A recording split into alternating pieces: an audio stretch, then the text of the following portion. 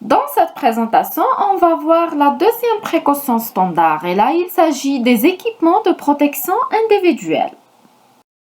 Lors des situations de soins, les professionnels de santé sont exposés aux différents risques. Un risque de contact, un risque de projection ou bien un risque d'aérosolisation de sang ou bien de liquide biologique sur la tenue professionnelle, sur la peau saine ou la peau lésée ou bien même sur les muqueuses. Cette exposition peut aussi être percutanée par inoculation, soit par piqûre ou bien par coupure. Donc, ce professionnel de santé est exposé à des risques infectieux avérés ou potentiels qui l'obligent à adapter ses moyens de protection. La tenue vestimentaire de travail en milieu hospitalier a pour but de remplacer la tenue de ville dans un objectif de limiter le risque infectieux lié à la transmission de germes afin de protéger le patient et ou le professionnel. Cette tenue doit être adaptée et dédiée à l'activité pratiquée. Un professionnel qui travaille dans un bloc opératoire ne porte pas la même tenue qu'un professionnel qui travaille dans un service médical. Cette tenue doit être composée d'un mélange de polyester et de coton. Les proportions les plus utilisées sont 65% de polyester et 35% de coton. Ce mélange permet un lavage à 60 degrés, ce qui permet d'inactiver et de tuer les micro-organismes. Donc, elle doit aussi être changée quotidiennement et à chaque fois qu'elle est souillée. La tenue de base est composée de tunique et de pantalon, d'une blouse de préférence à manches courtes et de chaussures. Les chaussures doivent être confortables, silencieuses et propres et elles doivent être entretenues au moins une fois par semaine. On doit pratiquer un lavage simple des mains avant de mettre la tenue et après avoir retiré la tenue sale. Cette tenue est à compléter et à adapter selon l'activité. C'est quoi ces équipements de protection individuelle?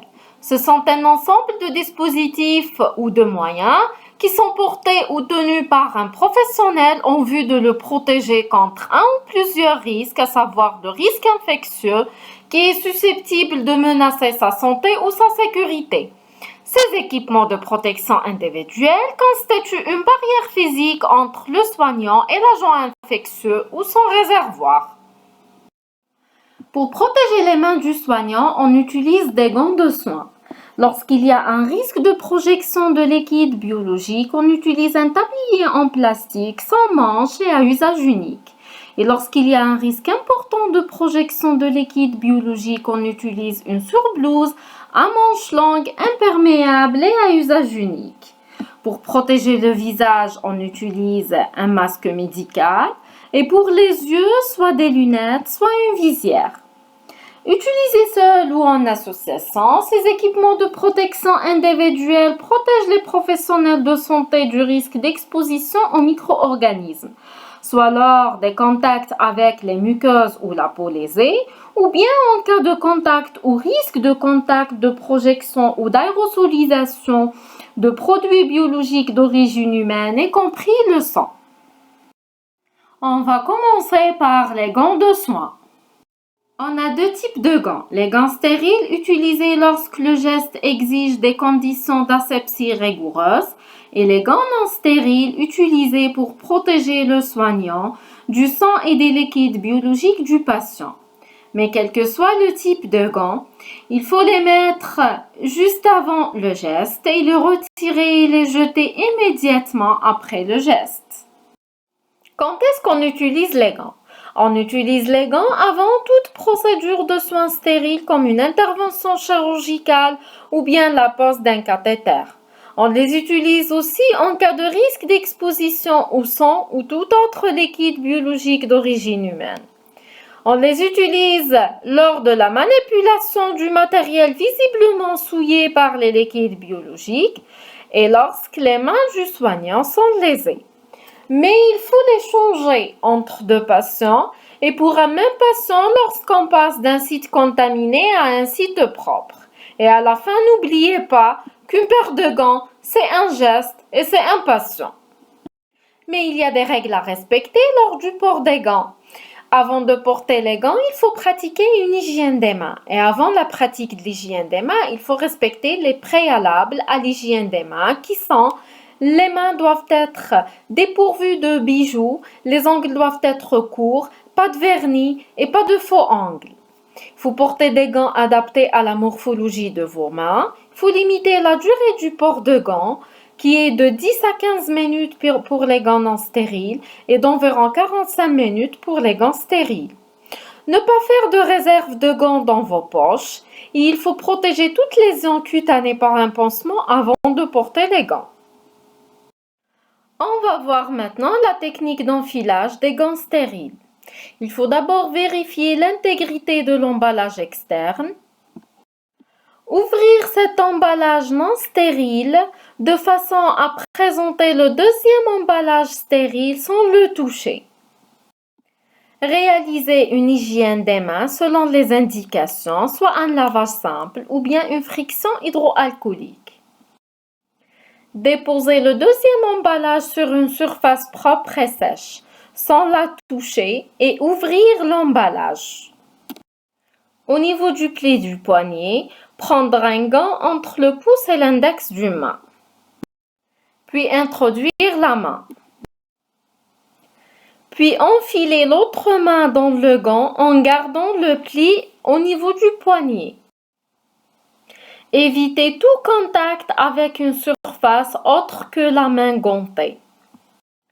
Et à la fin, ajustez les gants sur les doigts et les espaces interdigitaux une fois les deux mains gantées. Et maintenant, on va voir la technique correcte pour retirer les gants stériles. Il faut d'abord pincer un gant au niveau du poignet afin de le retirer sans toucher la peau de l'avant-bras, en le retournant sur la main de façon à ce que la surface interne se retrouve à l'extérieur, mais sans le retirer complètement. Puis procéder de la même façon avec le second gant en le retournant sur les doigts partiellement dégantés de la main opposée. Déroulez entièrement le second gant sur la main en englobant le premier gant. Et à la fin, jetez les gants dans la filière adéquate. Attention, la peau du soignant doit exclusivement rester en contact avec la surface interne du gant et elle ne doit jamais toucher la surface externe de celui-ci. À la fin, il faut pratiquer une hygiène des mains. Attention, le port de gants ne dispense pas de l'hygiène des mains. Pour protéger sa tenue, portez un tablier en plastique sans manche et à usage unique lors des soins souillant ou mouillant ou exposant à un risque de projection ou d'aérosolisation de produits biologiques d'origine humaine. Et porter une surblouse imperméable à manches longues et à usage unique lors de l'exposition majeure aux produits biologiques d'origine humaine. Il faut mettre la protection juste avant le geste et l'éliminer immédiatement à la fin du geste et entre deux patients. Mais attention, lors du retrait, il ne faut jamais toucher la surface externe avec les mains. Et lors des soins ou de manipulations exposant à un risque d'aérosolisation ou de projection de liquide biologique ou de sang sur le visage, portez un masque médical, des lunettes de protection et ou une visière. Mais attention, lorsque vous retirez la protection du visage, ne pas toucher la partie antérieure du masque, des lunettes ou bien de la visière. Utilisez les élastiques du masque ou bien les bras des lunettes ou de la visière lors du retrait.